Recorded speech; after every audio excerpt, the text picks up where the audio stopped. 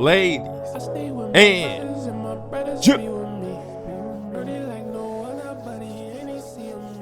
welcome. Bro, as you can see, we back with the storm videos. The infamous Texas deep freeze 2021. Now, I actually lived in Dallas when this happened, and it wasn't fun.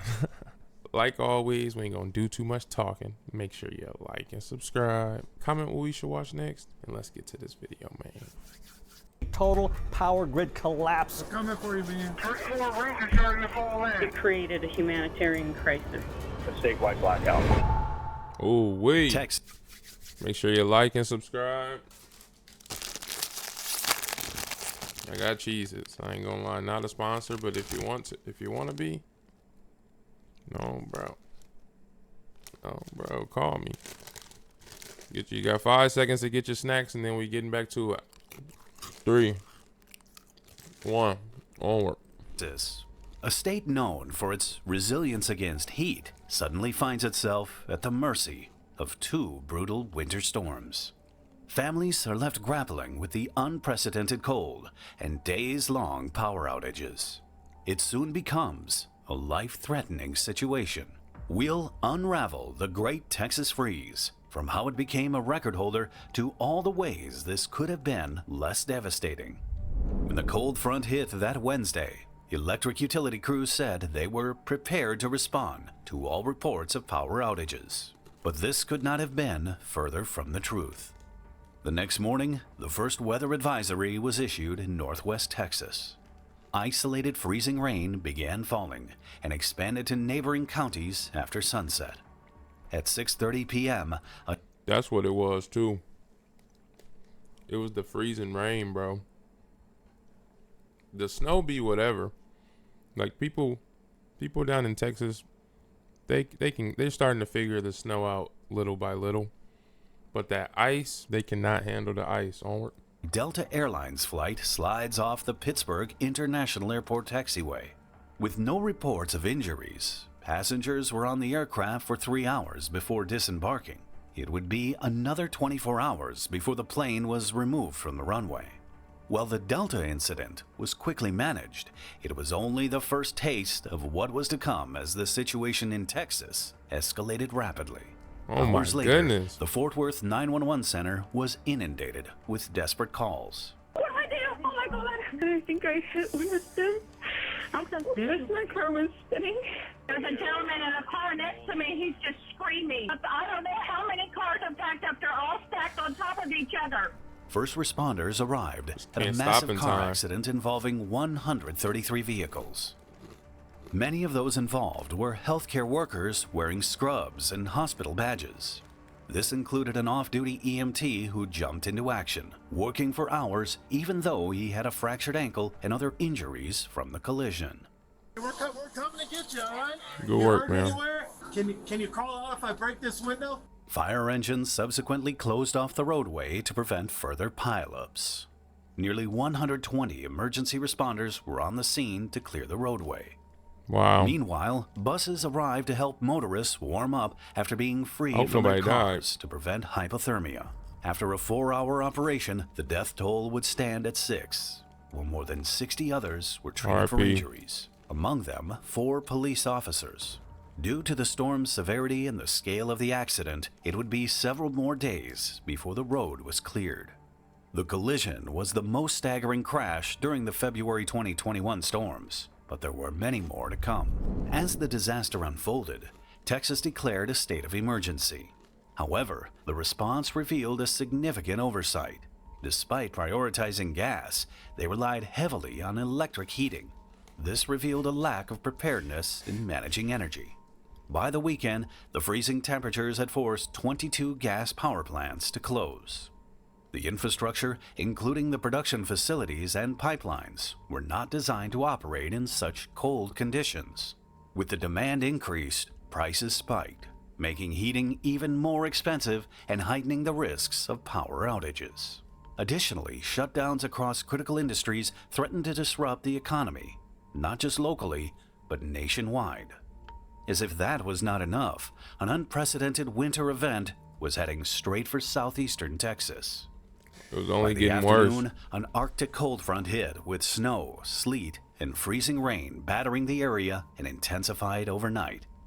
The storm was driven by two weather patterns. First, higher than normal pressure over the polar region meant lower pressure in the northern U.S., letting extremely cold air move into Texas. How did I forget to say this? We almost at 3K. Actually, we might hit 3K before I post this. But like and subscribe, we're almost at 3K. Let's go. Onward. And second, a polar vortex that pushed down intense bursts of cold from the North Pole. Roads became impassable, and temperatures dropped to the teens or single digits in places with wind chills below zero. This triggered the state's first ever wind chill and hard freeze warnings.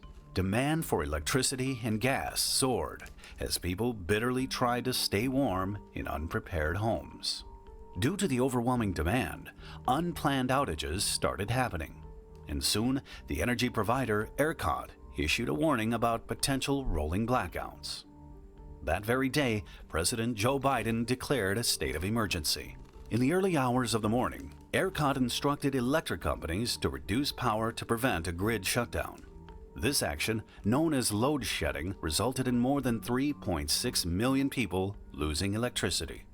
Among those affected were the 3.6 Beckel million. family, and it all started with a 911 call. The fire. So we think medical, a wellness check.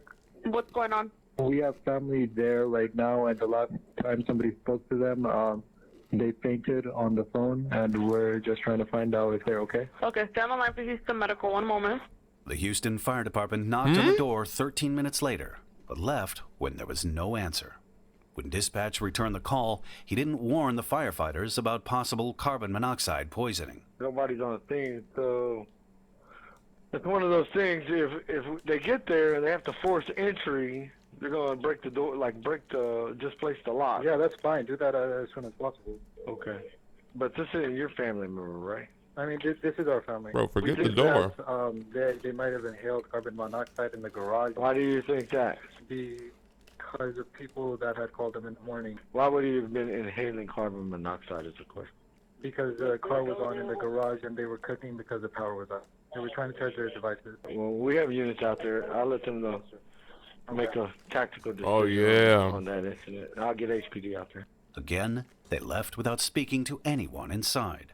It had been more than 2 hours. Well, that was happening to a lot of people too. Y'all gotta, come on, man. If nobody told you this, Google carbon monoxide when you're done watching this video. Learn some do's and don'ts. Obviously, don't sit in a closed space like a garage with a car running. Carbon monoxide is invisible, it's scentless, and it eventually will lead to your demise. So, go ahead and Google that. Get familiar with that. Learn ways to stay warm if your power go out. Go on and Google that too. You know, this stuff is preventable, man. Hopefully, you know, they in there okay, but, you know, this stuff is preventable if you just do a little bit of research. Onward. Hours since the first call, and the anxious family member had heard nothing. I called 2.5 hours ago for a wellness check. I'm calling for an update. Okay, so we went out there. Did you make contact with the people inside the home? I spoke to the doesn't- fire department earlier. It says the truck was there for 15 minutes, but that's all they could tell me. Okay, that's people are the same still not thing on- I can tell you. So I have the same information they have. There's no other update. Even though this was the third visit to the house, the fire department got lost. They arrived just around midnight. There was still no response to the knocking. However, this time they didn't just walk away. Instead, they called with additional questions before entering the house. They went to the address. They said it looks empty. Why do y'all think someone's there? Or are y'all sure someone's there? we think that a family of 2 parents and 2 children is unconscious due to carbon monoxide inhalation. That's Inside, very clear. all 4 family members were found unresponsive. It's believed the family had been unconscious for more than 12 hours before responders arrived. For the 46-year-old mother and her 7-year-old daughter, it was far too late. They were both pronounced dead at the scene. The R.I.P. father and his 8-year-old son were unconscious, but alive, and rushed to the hospital. Tragically, the front door to the family home had been unlocked all along. Later, it was discovered that the mother was using... Oh, no, bro. Oh, no, bro.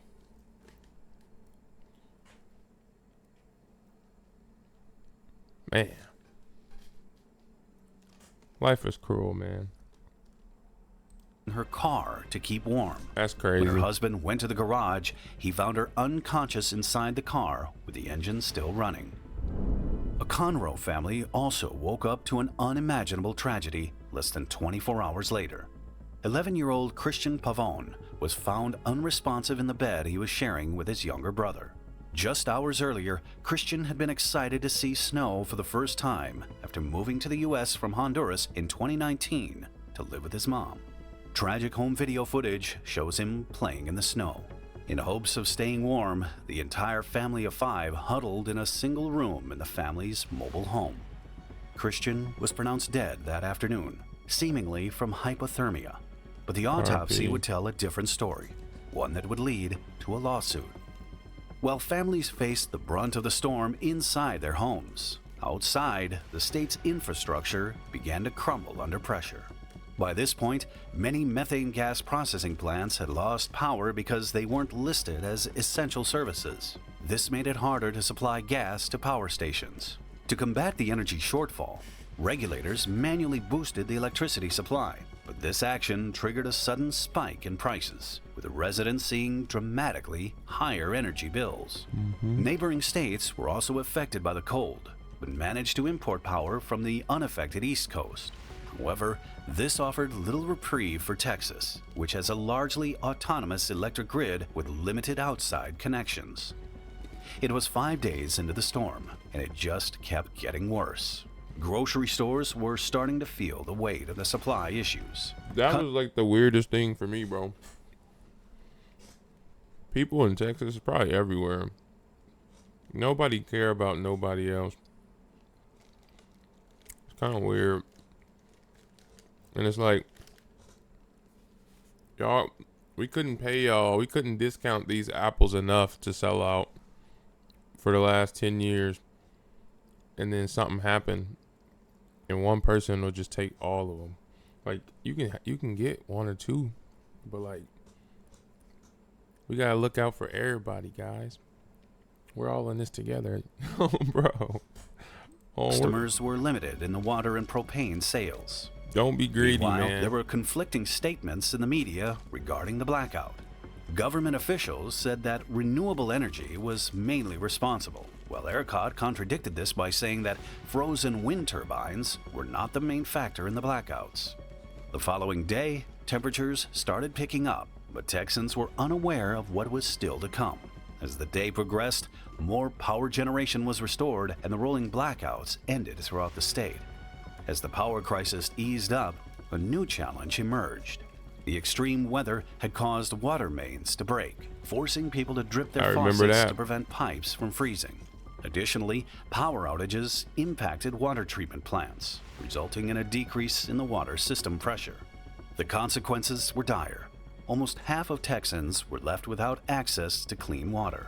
I literally Their only remember option that. was to boil water from taps or melt snow. Unfortunately, due to the ongoing power outages, many were unable to do so. The severity of the situation was documented on social media, which was flooded with images of people filling buckets with water and resorting to makeshift solutions like using plastic bags and toilets. The power outages even disrupted food distribution, causing some to be turned away from queues. But for some, it was even worse. Burst pipes and water mains caused severe flooding in some homes and apartments. Most houses had their water mains buried in the front yard, hidden under layers of snow, making it hard for residents to locate the shutoff valve. While residents struggled with frozen water mains, another emergency unfolded. That happened to my friends where their whole apartment flooded. Imagine it's freezing outside and then it's now basically raining in your house. I think they had to stay in a hotel or something for a long time. Kind of crazy. Firefighters were called to a blaze at the Hilton Garden Inn. They arrived at the hotel where flames and huge columns of smoke were rising from the roof.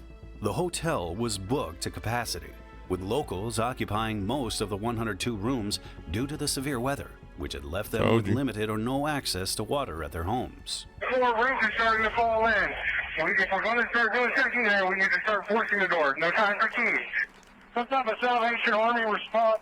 We got a large number of displaced residents. A large number. 2 days before the fire, frozen pipes had caused flooding in the hotel lobby. To prevent further damage, the fire sprinkler system was turned off. Unfortunately, this left the building vulnerable. When the fire started, the disabled sprinklers let the fire spread quickly. Firefighting was made even harder because burst pipes had also damaged the city's water supply. Firefighters were able to contain the blaze. Worst case scenario. One guest suffered minor injuries, and 2 others were treated for smoke inhalation. Sadly, a family pet named Chico the Chihuahua was lost in the fire. Just before the 9th day, the Great Freeze was finally over. But for victims affected by the power crisis, their fight was only just beginning. And it was time to figure out why things had gone so horribly wrong. Was the Great Freeze really unprecedented? And was it a coincidence that Texas was caught so off guard? The main issue was undoubtedly the high energy demand for heating in an unprepared state. The disaster was blamed on unprecedented weather, but it was somewhat predictable. This was the 3rd time recommendations were ignored. Surprisingly, the situation could have been much worse. During the power outage, ERCOT admitted in narrowly avoiding a prolonged blackout that could have lasted for months. The company defended its actions, which resulted in the largest forced power cut in U.S. history. Approximately 90% of Texans rely on ERCOT for their electricity, which primarily comes from sources like natural gas, wind, and coal. Despite its crucial role, ERCOT does not operate its own power grid. Instead, it works with over 1,800 companies, providers, and utilities in the energy market to manage the supply of electricity. Tragically, at least 19 people died from carbon monoxide poisoning during the storm. Among them was 11-year-old Christian Pavone, whose autopsy revealed a similar cause of death. Initially suspected to have succumbed to hypothermia, it was later found that carbon monoxide poisoning was the actual culprit. Investigators found the fatal fumes were caused by a gas-powered generator intended for outdoor use. Notably, Texas is among 6 states without a mandate for carbon monoxide alarms. Soon, thousands of Texans filed lawsuits against ERCOT for deaths, injuries, and damages. But they would fail. The Supreme Court ruled that the energy supplier has sovereign immunity, which protects government agencies that provide essential services.